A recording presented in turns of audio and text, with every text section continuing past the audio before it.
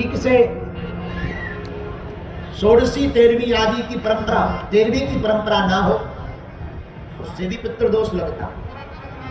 गौ माता ब्राह्मण का वध करने से भी पितृदोष लगता, कन्या का वध करने से भी पितृदोष लगता।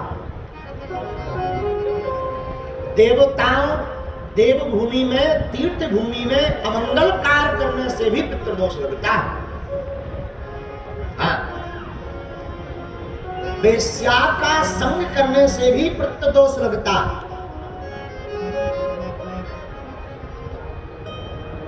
घर में कन्या अथवा बहू की अत्यधिक अवहेलना, अमानवीय अवहेलना करने से भी पितृदोष लगता। महाराज, पितृदोष के लक्षण क्या है? विवाह न होना, संतति में रुकावट बनना, पूर्वजों के स्वप्न गंदे आना, घर में भयावह लगना, भोजन में बार बार बाल निकलना, केस का निकलना, लगातार शमशान अर्थी दिखना स्वप्न में, लगातार घर में अनहोनी होते रहना, ये सब पितृदोष के कारण है। इनका निवारण क्या है? कलयुग में सबसे बढ़िया निवारण त्रिपिंडी साध, पितृ गायत्री, श्रीमद् भागवत भगवान का मूल पारायण।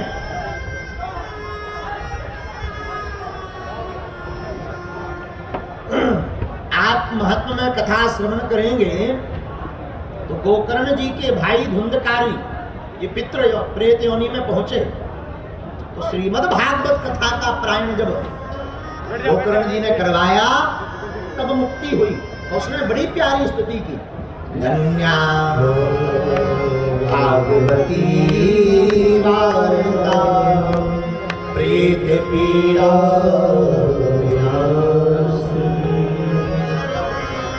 सप्ताहो कथा धन्या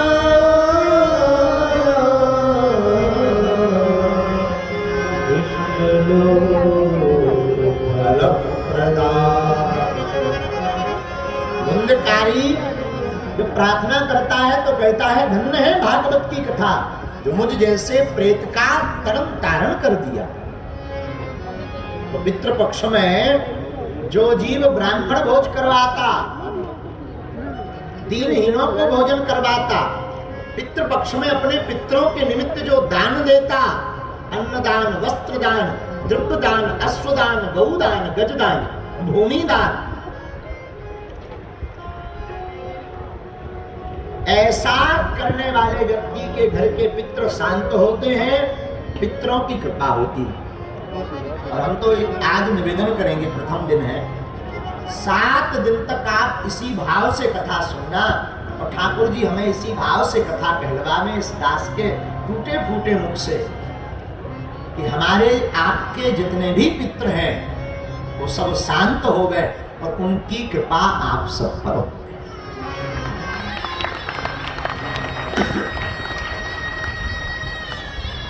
पितृपक्ष में किया हुआ प्रत्येक सत्कर्म पितरों को प्राप्त होता है और पितृपक्ष में किया हुआ प्रत्येक बुरा कर्म के भागीदार भी पितृ होते हैं। इसलिए 15 दिन बड़ी सावधानी रखो, छौर कर्म मत करो। छौर कर्म का मतलब बाल मूछ आदि पहले दिन कर लिया, जय जय सीताराम। छौर कर्म मत करो। 15 दिन तक जो यहाँ पर पितृपक्ष में बागेश्वर धाम से चलकर आए, हम उनको निवेदन करेंगे, आप तो 7 दिन के लिए आए तो सुन लीजिए, छौर कर्म नहीं करना है। मंत्र का जाप करना है, पितरों को बार बार ध्यान करना है, मंत्र जाप करना है। ओम पितृदेवाय नमः, इस मंत्र का जाप करना है। अथवा इस मंत्र का जाप करिए, अनेक पितृ है, याद नहीं है, स्मरण नहीं है, तो ओम सर्व पितृ देवा देवताभ्यो नमः, इस मंत्र का जाप करो। जो भी कार्य करो इस मंत्र का जाप करके, दान आदि करो तो पितरों को समर्पित करके, गंगा स्नान करो तो पितरों को समर्पित करो, आज की कथा श्रवण करो, जैसे ही कथा की आरती हो गए तो सिर रखकर प्रणाम करें, जल की व्यवस्था हो तो ठीक, ना हो तो ऐसे मन ही मन हाथ जोड़ करके पितृ देवताओं को कथा का फल समर्पित कर दो। इससे पितरों को बड़ी शांति होगी। मान लीजिए आप कथा स्थल पर नहीं है, घर विराजमान होकर के कथा को सुन रहे हैं, तो आप लोग पीपल का पूजन करो, पीपल की जड़ में एक दीप प्रज्वलित करो, प्रतिदिन सफेद अथवा काला तिल समर्पित करो। और तिल का दान बड़ा महत्वपूर्ण है। तो अपने ग्राम में आचार्य को, विप्र को, भूदेव को, ब्राह्मण को अपने पितरों के निमित्त संकल्प लेकर के अन्नदान दो। कोई रसोई चल रही हो वहां भंडारा करवा दो। कई इकट्ठे आचार्य हो, बालाजी की बड़ी कृपा है कि जहां अनुष्ठान चल रहा है वहां 211 आचार्य हैं, 211।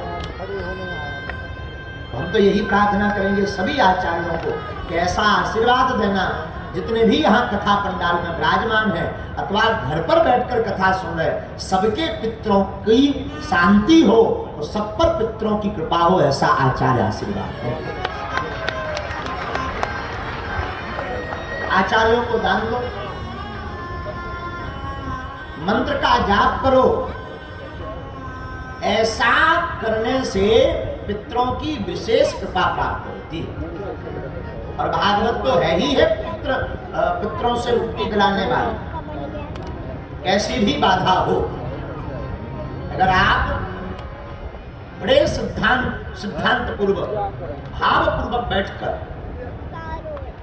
नियम पूर्वक विराजमान होकर अगर आप कथा को श्रवण करेंगे तो श्री कृष्ण लोक फलप्रदाः, भागवत में स्वयं आया है, सप्ताहोपि कथा धन्या कृष्ण लोक फलप्रदाः।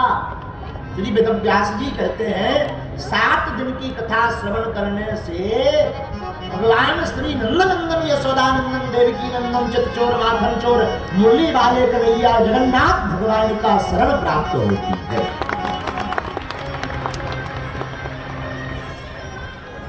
लेकिन बैठना बड़ी भावपूर्वक होगा। आप सोचो कि हम बैठे यहाँ और कचौड़ी गली में बढ़िया चाय पी, मनीराम जी बनारस की दही के पान बनारस वाला, यहाँ बैठे रहो, मनीराम तुम्हारा पान खाए बनारस का, बड़ा गर्व। बड़े चित्त पूर्वक एकाग्रता से विराजमान होकर 7 दिन तक आप श्री ठाकुर जी की श्रीमद् भागवत कथा को भाव पूर्वक आप श्रवण करो। आओ आज की वार्ता हम प्रारंभ करते हैं। भाष्यते सर्ववेदेषु गीयते